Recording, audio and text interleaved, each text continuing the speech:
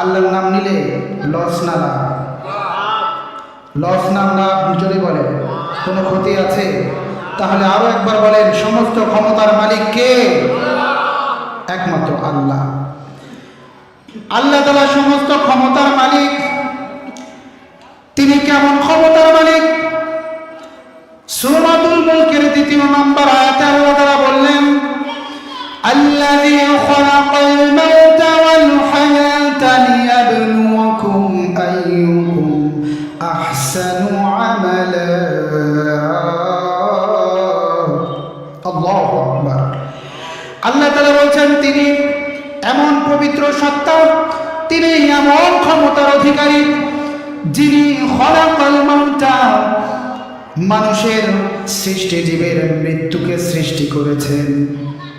আল্লাহ তাআলা যেমন মানুষকে হায়াত দিয়েছেন, হায়াতের পাশাপাশি মানুষকে, সমস্ত সৃষ্টি জীবকে, সমস্ত জীবকে তিনি মৃত্যু দিয়েছেন। জোরে বলেন ঠিক কিনা?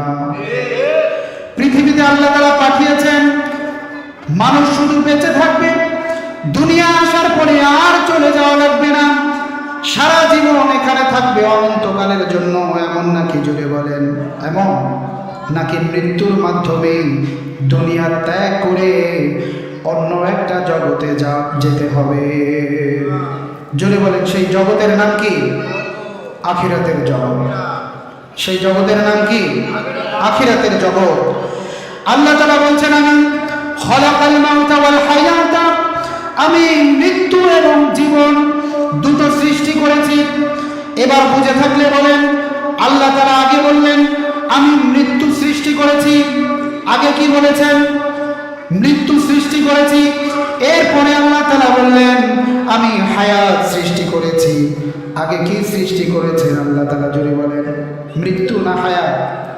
আগে মৃত্যু, অর্থাৎ দুনিয়ায় এসে বান্দা অনন্তকাল থাকতে পারবে না। যেমন মানুষের দুনিয়ায় আসাটা সত্য, তার থেকে অনেক অনেক বেশি সত্য হচ্ছে এই দুনিয়া থেকে চলে যেতে হবে, ঠিক কিনা?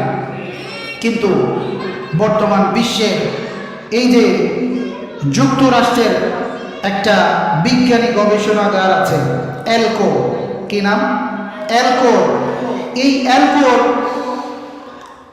যে বিজ্ঞানীরা আছে, এই বিজ্ঞানীরা একটা গবেষণা শুরু করেছে লাইফ এক্সটেনশন নামে।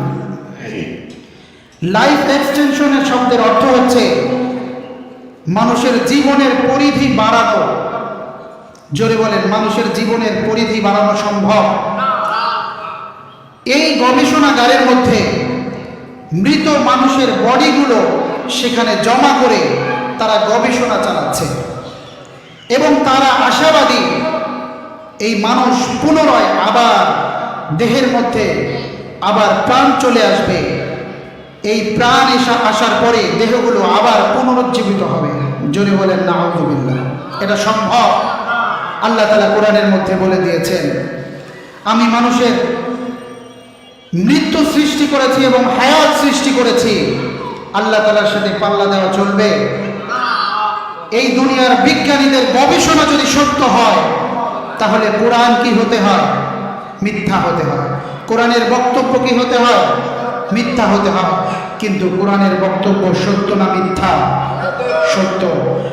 তাই আমরা বলবো, পৃথিবীর বিজ্ঞানীদের, তোমাদের বিজ্ঞানের গবেষণা দুমড়ে মুচড়ে যাবে, মুখ থুবড়ে পড়বে, কোরআন সত্য হবে। জোরে বলেন ঠিক কিনা?